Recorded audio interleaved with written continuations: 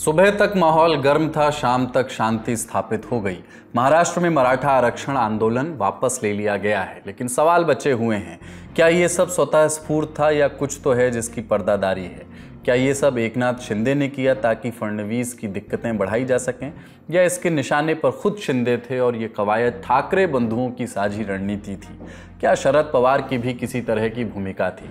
आंदोलन वापस लेने के बाद मराठा एक्टिविस्ट मनोज जरांगे पाटिल की आगे की रणनीति क्या है और इस पूरी कहानी का पटाक्षेप किस तरह से होगा? इस खबर के बाद बाढ़ बारिश से जूझ रहे उत्तर भारत की बात करेंगे। पंजाब, हिमाचल, उत्तराखंड और जम्मू कश्मीर में हालात बिगड़ते जा रहे हैं। गांव के गांव डूब चुके हैं, जान और माल का भारी नुकसान हो रहा है।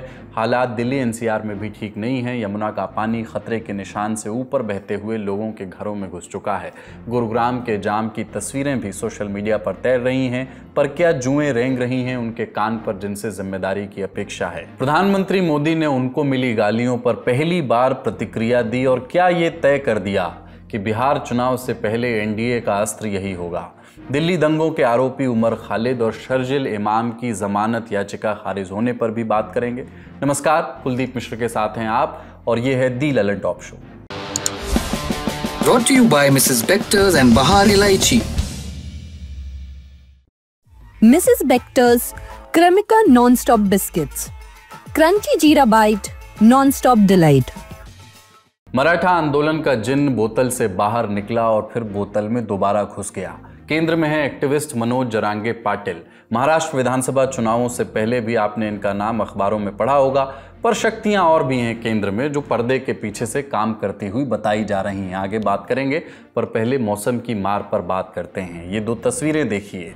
एक तरफ है गुरुग्राम, आधुनिक भारत का चमचमाता प्रतीक, देश का आईटी हब जो हर साल बारिश में पानी पानी होता है, इस साल भी हुआ। दूसरी तरफ हैं भारत के गांव, पंजाब के गांव। 1000 से ज़्यादा गांव पानी में डूब चुके हैं, लाखों लोग प्रभावित हैं। पहले पंजाब की बात करते हैं। 12 जिलों में 2.5 लाख से ज़्यादा लोग बाढ़ से प्रभावित हैं। ये बाढ़ रावी, ब्यास और सतलुज नदियों के उफान से आई है।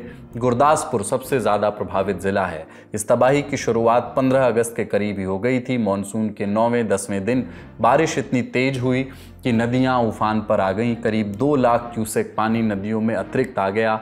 डैम के गेट खोलने पड़े। कौन से डैम? हिमाचल का पोंग डैम, पंजाब का भाखड़ा और रंजीत सागर डैम। भाखड़ा में पानी का स्तर 36 घंटों में 4 फीट से ज़्यादा बढ़ गया। सतलुज नदी के कैचमेंट एरिया से भारी मात्रा में पानी आने की वजह से जलस्तर बढ़ा। डैम के गेट खुले तो पानी मैदानों की ओर बढ़ा और पंजाब में ये हालात पैदा हो गए। पूछ लो यार, पूछ लो क्या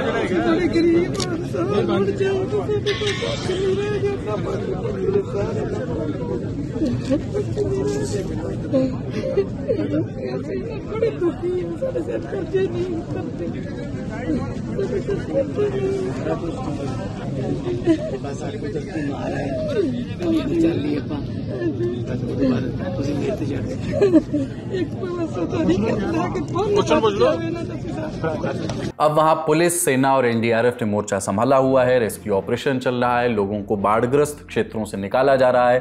कुछ वीडियो सामने आ रहे हैं जिनमें लोग रो रहे हैं, घर छोड़ने के लिए राजी नहीं है क्योंकि घर में जरूरी कीमती सामान है। किसी को पानी नहीं है, मेडिसिन की लोड है, रख लो ਇਹੋ ਜਿਹੇ ਡੀਸੀ ਚਾਹੀਦੇ ਨੇ ਪੰਜਾਬ ਦੇ ਵਿੱਚ। ਇਹ ਬੱਚਾ ਏਡੇ ਲੈਕ ਬੱਚੇ ਨੇ, ਸਾਰੇ ਦਰਿਆ ਦੇ ਫੇਰੇ ਨੇ, ਪਹਿਲੇ ਬੰਦੇ ਨੇ। ਅਸੀਂ ਸਾਡੇ ਮਨ ਦੇ ਵਿੱਚ ਸਾਡੇ ਮਨ ਦੇ ਵਿੱਚ ਨਾ ਬੇਟਾ ਜੀ, ਸਾਡੇ ਮਨ ਦੇ ਵਿੱਚ ਬਹੁਤ ਸਤਿਕਾਰ ਹੈ ਸਾਡੇ ਬੱਚੇ ਨੇ ਬਾਹਰ।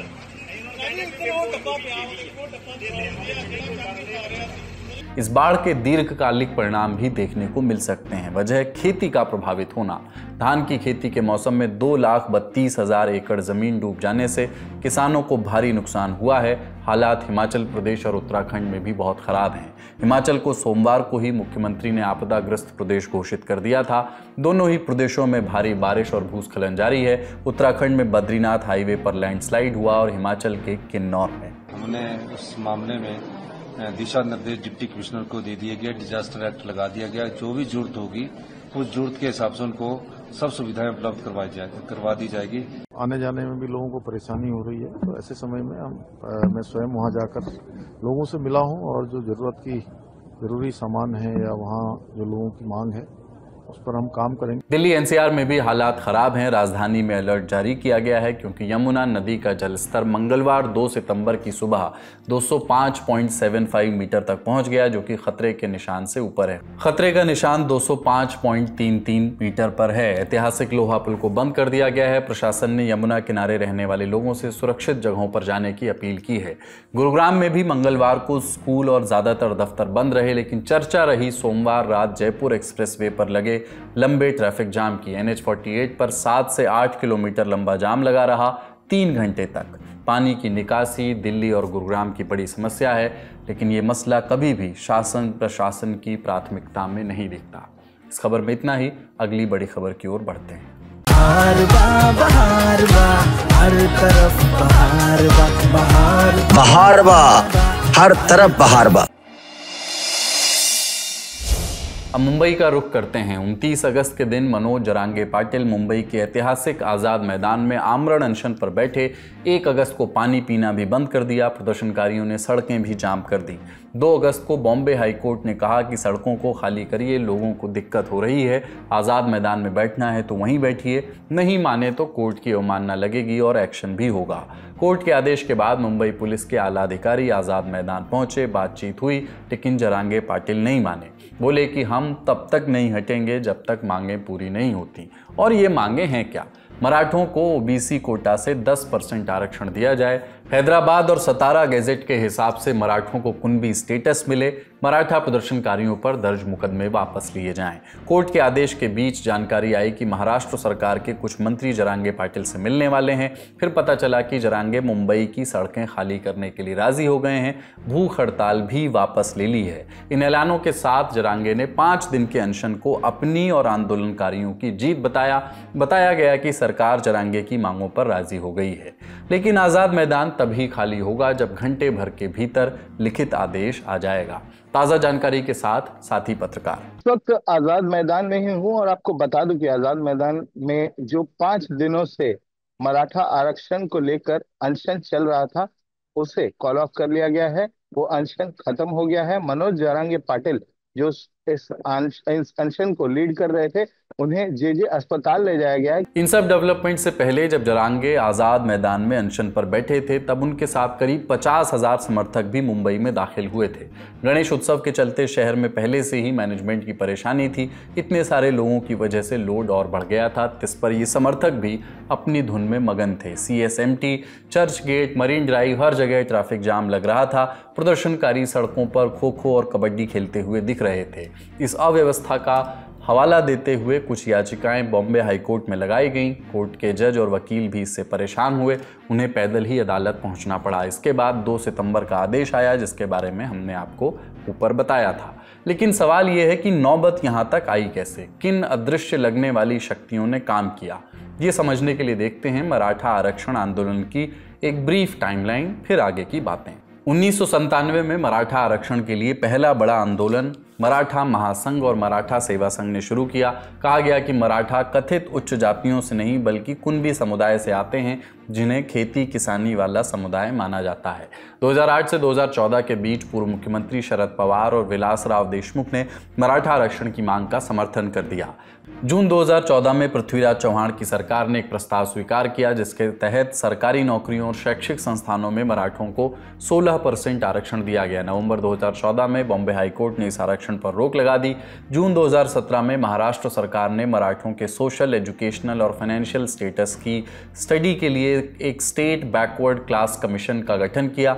नवंबर 2018 में कमीशन की रिपोर्ट के आधार पर महाराष्ट्र विधानसभा में मराठा समुदाय को 16% आरक्षण देने का प्रस्ताव पारित हो गया। दिसंबर 2018 में कानून को बॉम्बे हाईकोर्ट में चुनौती दी गई, क्योंकि ये सुप्रीम कोर्ट के उस फैसले का उल्लंघन था जिसके मुताबिक 50% रिजर्वेशन की सीमा तोड़ी नहीं जा सकती। जून 2019 में बॉम्बे हाई कोर्ट ने मराठों को आरक्षण देने वाले कानून की संवैधानिक वैधता पर रोक लगा दी, हालांकि इसे 16% से घटाकर 12% करने का सुझाव दिया। मई 2021 में सुप्रीम कोर्ट ने मराठा रिजर्वेशन को असंवैधानिक करार दिया और 2021 के बाद इस आंदोलन के रास्ते में एक अहम पड़ाव आया। 2023 जरांगे ने 29 अगस्त 2023 को जालना के अपने अंतरवाली साठी गांव में पहली बार अनिश्चितकालीन भूख हड़ताल की। तब से ये उनका 7वां विरोध प्रदर्शन था। जरांगे ने 2024 के महाराष्ट्र विधानसभा चुनावों से पहले कई विरोध रैलियां और भूख हड़तालें की थीं। 20 फरवरी 2024 को एकनाथ शिंदे सरकार ने मराठों को 50% की सीमा से ऊपर 10% आरक्षण देने के लिए एक विधेयक पेश किया। इस साल जनवरी में भी राज्य सरकार की ओर से भाजपा विधायक सुरेश धास के हस्तक्षेप के बाद जरांगे ने 6ठे दिन भूख हड़ताल समाप्त कर दी थी। इस बार भी प्रदर्शन वापस ले लिया है, लेकिन सवाल बने हुए हैं, खासकर राज्य की राजनीति में बनते बिगड़ते समीकरणों को देखते हुए। जानकार समझते हैं कि ठाकरे बंधुओं यानी उद्धव ठाकरे और राज ठाकरे का एक साथ आना तय माना जा रहा है, बस औपचारिक ऐलान होना बाकी है। उद्धव ठाकरे और एकनाथ शिंदे में अदावत की बात किसी से छिपी नहीं है। ऐसे में क्या ये नया आंदोलन ठाकरे बंधुओं का प्रयोग था एकनाथ शिंदे के खिलाफ? आंदोलन के बीच राज ठाकरे के एक बयान से इस चर्चा को और हवा मिली। राज ने कहा कि शिंदे से पूछना चाहिए कि मुंबई में मराठों की ये भीड़ क्यों इकट्ठा हुई है। शिंदे ने ही पिछले बरस कहा था कि मामला निपट गया है। ये भी जानकारियां हैं कि शरद पवार गुट ने भी पर्दे के पीछे से कुछ भूमिकाएं निभाई हैं। बाजार में एक और थ्योरी भी चल रही है, यही कि 2024 में बम्पर बहुमत से सरकार बनने और मुख्यमंत्री के पद से हाथ धोने के बाद से एकनाथ शिंदे असंतुष्ट हैं। देवेंद्र फडणवीस के खिलाफ कोई ना कोई मुद्दा खोजते रहते हैं और फडणवीस को घेरने के लिए मराठा आरक्षण आंदोलन से बड़ा मुद्दा क्या ही होगा, क्योंकि पहले भी मुख्यमंत्री रहते हुए फडणवीस ने इसका ताप झेला है। ताप झेलने लायक जातिगत समीकरण भी बन ही जाते हैं। बातें ये भी हो रही हैं कि इस पूरी योजना में बीजेपी के वरिष्ठ नेता विनोद तावड़े का भी साथ मिला हुआ है। लेकिन बातों के भीतर की बातें क्या हैं, समझते हैं हमारे पॉलिटिकल एडिटर पंकज झा से। एक विक्रम बेताल वाली अपनी कहानी सुनी होगी ना, तो ये मामला कुछ उसी तरीके का है। मतलब जरांगे पाटिल एक तरीके से विक्रम है और बेताल बनकर जो सवार हुए हैं उसमें कुछ बीजेपी के भी लोग हैं जो पचा नहीं पा रहे हैं कि आखिर देवेंद्र फडणवीस महाराष्ट्र के मुख्यमंत्री क्यों हैं। तो वो मराठाओं के बहाने एक तरीके से कहीं ना कहीं हिसाब बराबर करना चाहते हैं और डीस्टेबलाइज करना चाहते हैं देवेंद्र फडणवीस को। उसमें बीजेपी में मराठा नेताओं की एक ताकतवर लॉबी है। कुछ समय पहले बताया जाता है कि दिल्ली में इनकी जरांग पाटिल से मुलाकात भी हुई थी। अब इसमें कौन कौन से नेता हैं उनका नाम बताना अभी ज़रूरी नहीं है। कुछ लोग ऐसे भी हैं जो विपक्ष के हैं, उनको कवर दे रहे हैं।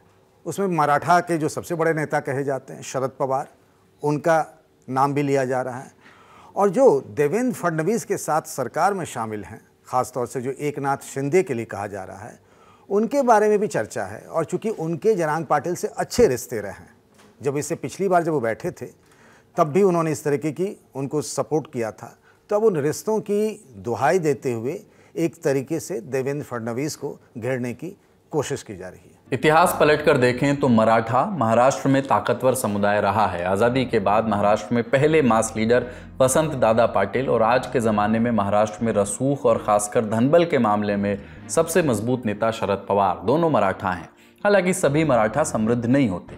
बीते दशक में मराठा ज़्यादा लामबंद हुए क्योंकि खेती में लगातार नुकसान हुआ और नौकरियां ज़्यादा बची नहीं। 2014 में कांग्रेस एनसीपी को साफ अंदाज़ा था कि उनकी सरकार दोबारा नहीं बनने वाली। सरकार को बचाने का आखिरी दांव कहिए कि आने वाली सरकार की मुसीबतें बढ़ाने वाली शैतानी पृथ्वीराज चौहान ने 25 जून 2014 को एक ऑर्डिनेंस निकालकर मराठा समुदाय को 16 और मुसलमानों को 5% आरक्षण दे दिया था। और इसके बाद की टाइमलाइन हमने आपको ऊपर बता ही दी। इसी टाइमलाइन में हमने आपको सरकार की तरफ से बनाए गए गायकवाड़ कमीशन के बारे में बताया था। कमीशन ने कहा था कि महाराष्ट्र की आबादी में 33% हिस्सेदारी रखने वाले मराठा समुदाय का लगभग 77% हिस्सा खेती या खेतीहर मजदूरी में लगा हुआ है। लगभग 14% निरक्षर थे। महाराष्ट्र में जो किसान अपनी जान देते हैं उनमें से 90% मराठा समुदाय से ही आते हैं। सिर्फ 6% मराठा सरकारी या अर्ध सरकारी जॉब्स में हैं। तो ऐसे में सवाल है कि मराठा समुदाय के हालात तो नहीं बदले हैं, राजनीति की बातें अलग हैं, लेकिन लोगों के जीवन और उसकी गुणवत्ता में सुधार कब होगा? और जब तक ये नहीं होता तब तक क्या ये आंदोलन होते रहेंगे? आज भले ही मनोज जरांगे पाटिल ने आंदोलन वापस ले लिया है, लेकिन ऐसा तो वो पहले भी 6 बार कर चुके हैं, और क्या मनोज की जगह कोई और नहीं लेगा? जिम्मेदार लोग कैसे ये सुनिश्चित करेंगे कि सबको उनका हक मिले? ये कुछ ज़रूरी सवाल हैं जिनके जवाब मिलने चाहिए। उम्मीद है कि समाधान खोजा जाएगा। बड़ी खबर में इतना ही, और अब सुर्खियों की बारी।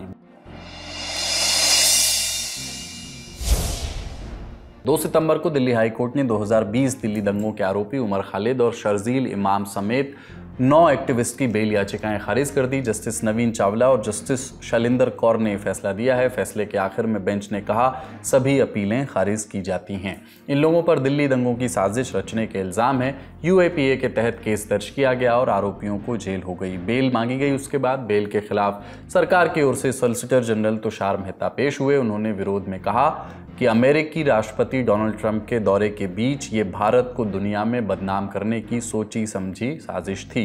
इस पूरे मामले में 2 नाम सबसे ज्यादा चर्चित रहे, उमर खालिद और शर्जील इमाम। जेएनयू के पूर्व छात्र उमर खालिद को सितंबर 2020 में गिरफ्तार किया गया था, जबकि शर्जील इमाम अगस्त 2020 में गिरफ्तार हुए।